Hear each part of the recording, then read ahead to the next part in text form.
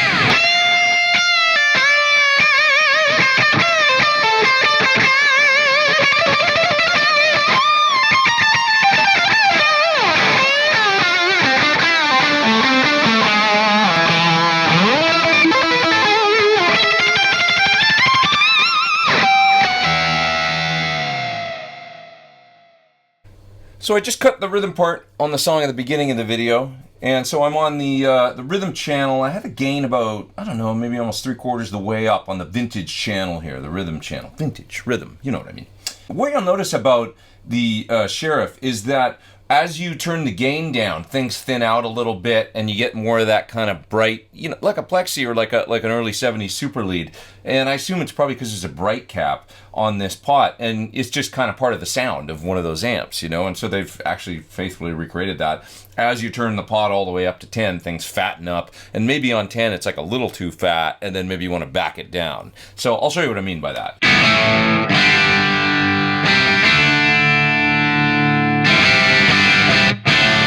Right around there, from like 4 to 6 on the volume, then around 6 things start getting like, oh, it's like there, it fills in, sounds really cool. And then watch as I turn it up, and you'll hear the effect of the kind of snarly bright get less and less and less, and the fat keeps coming in.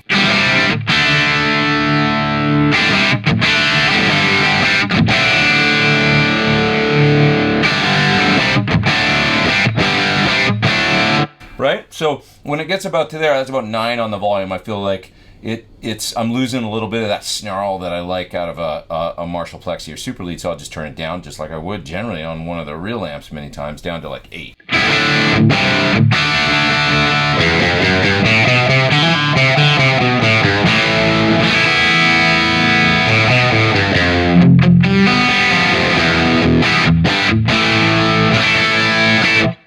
So when I was cutting these rhythm parts, I used a little bit of reverb. There's a couple different ways to get reverb, actually, on this unit. One of them, there's a reverb control right on the front here, and it's got its own kind of like internal reverb. But also, if you're using the cab sim output, the 2Notes program, you can add, within the 2Notes program, you can actually add reverb there, too, and get some different reverb types. So you've got this one here, which sounds really good, and that's what I used on the track. It sounds like this. Here's with nothing.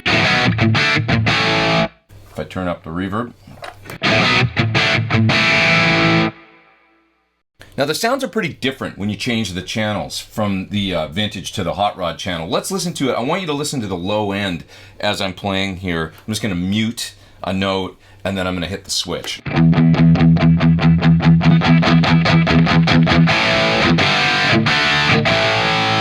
So you hear right away when I go over to the hot rod sound that it gets a little thinner, a little bit tighter, and kind of and aggressive, and sounds much more like an 80s modded kind of, you know, metal hard rock amp.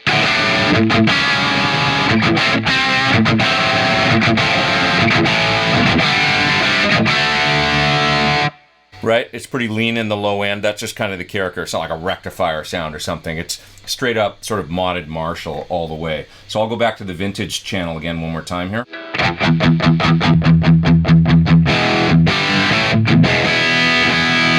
So you get kind of both your flavors of Marshall there. A little bit more like Super Lead, Plexi, and then that modded kind of 80s thing. I would say probably like no pedals required with this, if that's what you like to do. Use a screamer or something like one of these, a super overdrive that also lops off low end.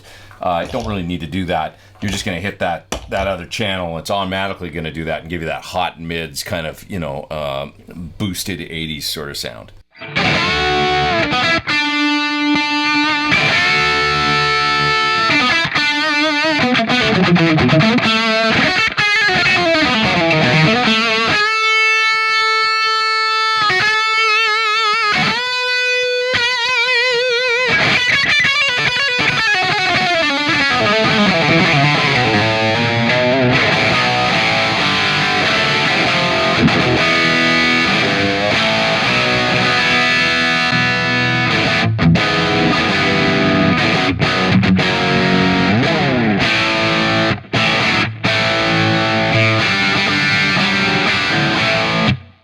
Okay, so now what you're hearing is the speaker sims, and this is my cab pack from 2Notes. So I've got a Dyne IR package that are my personal cabists. We went to Sunset Sound and made these. Now let's take a look here in the 2Notes program at what I did and what you can kind of play with as far as stuff to shape the sound. First thing here is a gate, okay? That's kind of nice to have. I've got it set just real light, so then when I roll the volume down on the guitar, the gate closes. You can hear the reverb tail out, and then it kind of catches the end. I could probably set the threshold a little bit less so that it'll tail the reverb a little bit more. Maybe something right there, like that. That's cool. Okay, now I'm also using the Power Amp sim here. This is like a tube Power Amp simulator that the 2Notes guys give you within the program in order to simulate a tube power section. So if I turn it off, let's listen to the difference in the sound.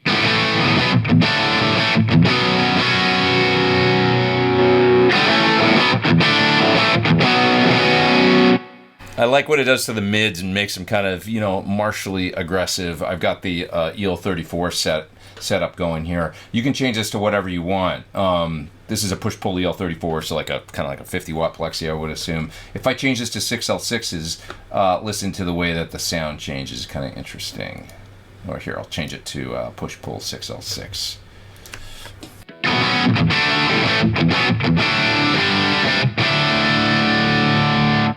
And let's go back to push-pull EL34. That kind of forward mid thing that EL34s do just sounds really cool to me. Now I've got a little bit of enhancer going on this sound and a little bit of EQ as well to get it where I wanted it. So let's turn the EQ and the enhancer off and see what that sounds like.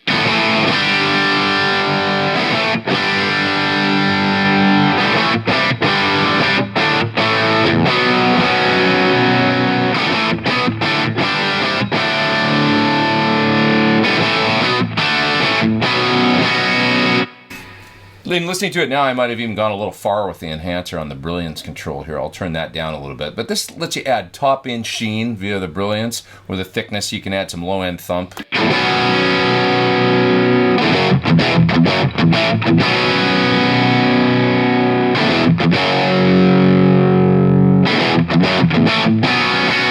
That's pretty cool. Then there's the body control here. I can't remember what that does. I think it might change the mids. Let's listen.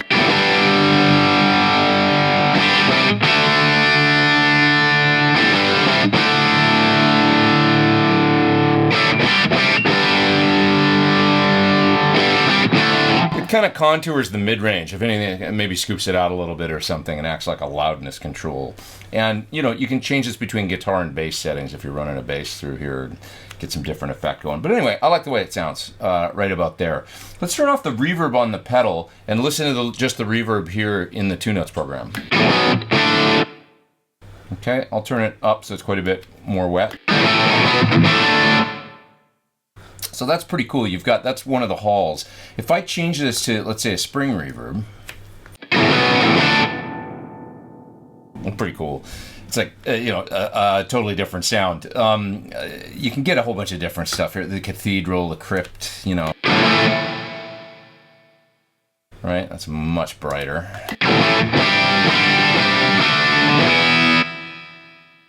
Right, a lot of different reverb sounds. I tend to always gravitate towards this Hall A sound. It just sounds good to me, blended in a little bit. Right? And then you've got options there to change the size of the reverb as well as the color. Echo, I think, is like pre-delay, I do believe. And anyways, now onto the cabs that I chose for this, because this is my signature cab, actually. This is one of my cabs that I have. It's in the other room right now that we went to Sunset Sound and modeled, basically, and made these Dyne IRs. So I'm using two microphones on the cabinet, just like I do in the real world. By the way, the cab sim that's in here is, I'm using the same mics here as I am on my real cabinet in the other room, a 57 and a 4050. And as a matter of fact, it's my 4050 we used. So it's the same one in the cab in the other room that we used at Sunset Sound to make these Dyne IRs. So let's mute the 4050 and just listen to the 57.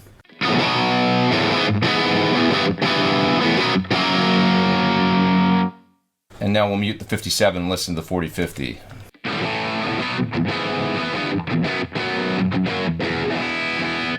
So you can hear the difference between the sounds of the mic. You can hear that I'm favoring the 57 and just blending in the 4050, and that's something I always tend to do.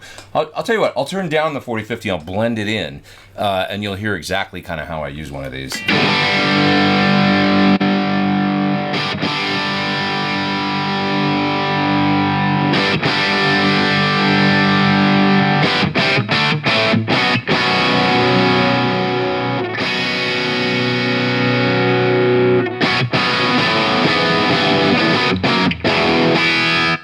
Right, so that's how I use that. I use it to give body to the sound of the 57. and just kind of fill in the frequencies where the 57 isn't happening. And in the 2 notes cab sim, what I usually like to do is basically take the mics and put them a little bit off axis, move them out from the center, in other words, a little bit. And you can see kind of the visual representation here on screen of the mic moving on the cabinet, right? So I'll take it, and generally the 57 I'll move off axis a little bit, out from the center. And then also the 40-50, I've got that set off axis, but a little bit closer to center. And then I tend to set the mics at about somewhere between 10 and 15% distance, because if you do leave the distance at 0, you get a fuller bass, but sometimes it can be a little woofy, you know. So I like, just like in the real world, I can back the mic off the cab just a little bit, maybe get a little bit of, it's proximity effect, or the closer that you put a microphone in a cardioid pickup pattern to the source, the more bass buildup you get, actually, then it's coming from the microphone. So I like to back it off a little bit. It sounds a little more natural to me. So that's what I'm doing here as well.